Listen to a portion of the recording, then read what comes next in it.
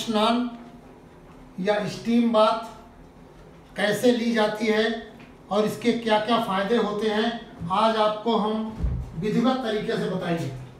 देखो ये अंदर स्टीम बन गई है, इसमें बिठा दिया हमने और स्टूल को एडजस्ट कर लिया। इसके बाद ये फाइबर का है, इसमें सबसे पहले गीला कपड़ा करके सिर पे रखा जाएगा। सिर को कभी गर्म नहीं करते, सिर को गर्म करने से नुकसान हो सकते हैं। ये कपड़ा इसलिए चारों तरफ से लगा दिया गया है कि ताकि भाप गले के पास से ना निकल जाए। हम आपको ये बताना चाहते हैं कि ये जो भाप स्नान है ये किस तरीके लिया जाना चाहिए। अगर हम इसको लेने का तरीका हमारा गलत होगा तो निश्चित रूप से हम इसका पूरा फायदा नहीं उठा पाएंगे। लिहाजा भाप लेने से पहले एक गिलास पानी पीना जरूरी है, सिर पर कपड़ा रखना जरूरी है और गले में कपड़ा लगाना जरूरी है। ये 5 मिनट के अंदर जो हमारा स्टीमर है वो स्टीमर इसको भाप दे रहा है और एक आउटपुट पाइप के द्वारा अंदर भाप जा रही है।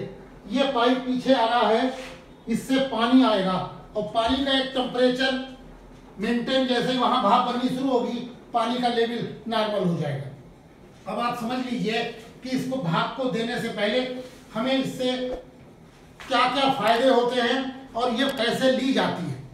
तो इसको लेने का तरीका तो हमने आपको बताया, विधिवत सही ढंग से हमने बिठा दिया। ये फाइबर का बना हुआ है और स्टीम जनरेटर जो है उससे भाप बनाई जा रही है। इसके अंदर एक स्टूल रखा है जिस पर बैठना है और उसे एडजस्ट कर लेना है। हमारे प्राकृतिक चिकित्सा में भाप स्नान एक बहुत बड़ा साधन है और भाप स्नान के द्वारा बहुत से रोगों को ठीक किया जाता है। ध्यान रखो, एक बात कही जाती है, सिर ठंडा, पेट नरम, पैर गरम। लिहाजा इन तीनों चीजों को ध्यान रखा जाए अगर हम कोई इलाज दे रहे हैं। शरीर की सिकाई होनी शुरू हो गई है और पूरे शरीर में पसीना निकलने लगेगा। ये जो निकला हुआ पसीना है इसमें रोमकूप खुलेंगे और रोमकूप खुलने के साथ जो टॉक्सिन्स हैं त्वचा के लेवल पर, ब्लड के लेवल पर वो निकलेंगे। इस बीच जब शरीर की सिकाई होगी तो उससे चर्बी भी गलेगी, जहां पर अनवांटेड फैट है वो गल जाएगा। पसीना निकलते निकलते इसमें आराम पड़ जाएगी। एक बात हम और बता दें, जब हम कुकर से स्टीम देते हैं तो उसमें अजवाइन का इस्तेमाल करते हैं, क्योंकि अजवाइन हमारे शरीर के सब जोड़ों के लिए, दर्द के लिए, सूजन के लिए बहुत उपयोगी है। यदि हम कफ के रोगी हैं तो हम कफ को निकालने के लिए स्टीम में यूकलिप्टस के पत्ते डालते हैं। अगर हमें अवसाद है या तनाव रहता है या बहुत ज़्यादा हम थके हुए हैं तो हम उसमें लेवेंडर ऑयल या लेमन का जूस डाल देते हैं। उससे शरीर में एकदम तनाव मुक्ति मिल जाती है। आपको हम ये बताना जरूरी समझते हैं कि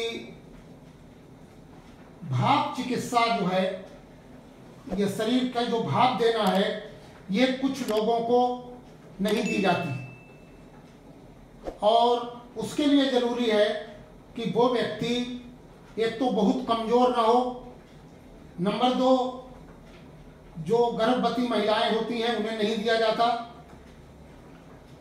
लेकिन अगर नीम की भाप त्वचा रोगियों को दी जाए तो बहुत फायदा होता है। डायबिटिक लोगों को बहुत फायदा होता है। इसे औषधीय भाप स्नान कहते हैं। आपको हम यही बता दें, जो हृदय रोगी हैं, हाई बीपी के रोगी हैं, बुखार आने पर इसे नहीं दिया जाता।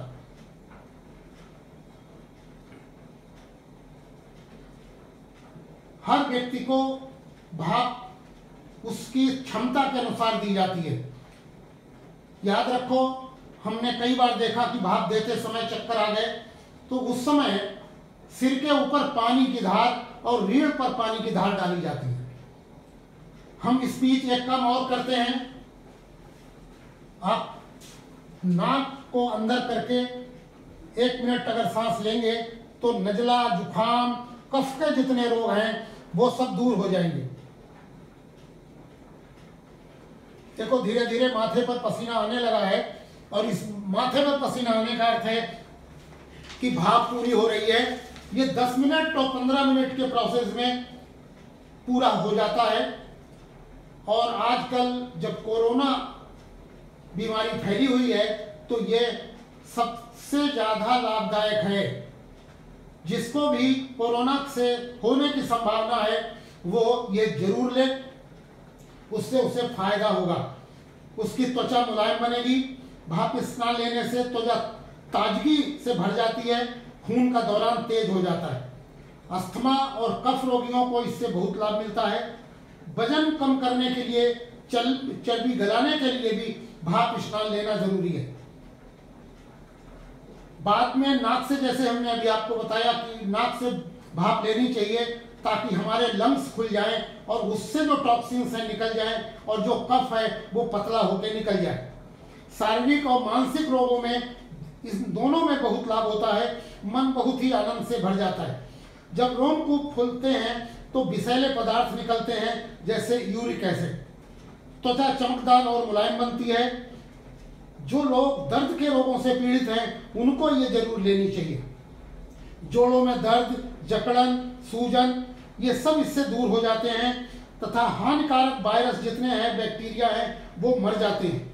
लीवर के रोगी जो फैटी लीवर है उनको ये बहुत फायदा करती है, और जो किडनी के रोगी हैं उनको किडनी का काम त्वचा के द्वारा करा देते हैं ताकि पसीना निकल जाए और किडनी पर लोड न पड़े। इस तरीके से पसीना निकलकर ये किडनी के रोगियों में बहुत लाभदायक है। जब समय समय पर हम भाप लेते हैं तो ऑक्सीजन शरीर ज़्यादा लेने लगता है, रक्त संचार बढ़ जाता है, पेशाब के रास्ते बहुत से टॉक्सिन निकल जाते हैं, शरीर की रोग प्रतिरोधक शक्ति बढ़ती है। जीवनी शक्ति बढ़ाने में इस भाप स्नान का बड़ा योगदान है। थकावट दूर होती है, शरीर एवं मन को आनंदित महसूस होता है, और ध्यान रहे सिर को गर्म नहीं किया जाता। अतः जो स्टीम बाथ के कमरे होते हैं उसे सिर के बालों को कुछ अन्य नुकसान हो सकते हैं। अतः जिसमें सिर बाहर रहता है वही लेना चाहिए। किसी के साथ साथ भाप लेना भी हानिकारक है, क्योंकि संक्रामक रोगों के फैलने की संभावना होती है। ध्यान रखो, कुछ सावधानियां भी जरूरी हैं। ज्वेलरी पहनकर, जैसे अंगूठी है, चैन है, पहनकर भाप स्नान नहीं करना चाहिए। पेट में पानी तो हो, पीना भी जरूरी है, लेकिन पेट खाना खा के न भरा हो। जब स्टीम पूरी हो जाए तो या तो शरीर को रीढ़ पर पानी डालते हुए नहाएं अथवा गीले कपड़े से पूरे शरीर को पोंछ डालें। इसे देर तक नहीं लेना चाहिए, देर तक लेने से नुकसान हो सकता है। कमजोर लोग, बताया हमने, नहीं लेते हैं। अल्कोहल लेकर भी कभी स्टीम बाथ नहीं लिया जाता। यदि कोई स्टीम लेते हैं, चक्कर आ जाए तो सिर पर पानी डालना जरूरी होता है। हम आपको बताना चाहते हैं कि प्राकृतिक चिकित्सा संपूर्ण चिकित्सा है, और जो लोग प्राकृतिक चिकित्सा के संपर्क में आते हैं उनके घर में दवाई आनी बंद हो जाती है। इसलिए प्राकृतिक चिकित्सा बीमार होने से पहले आपको ठीक करती है। धन्यवाद।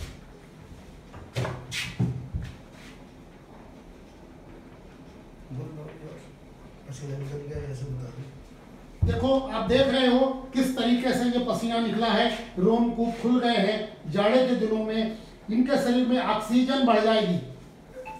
इसके अतिरिक्त जो त्वचा पर कोई भी स्किन प्रॉब्लम या खुरखुराहट होगी वो खत्म हो जाएगी।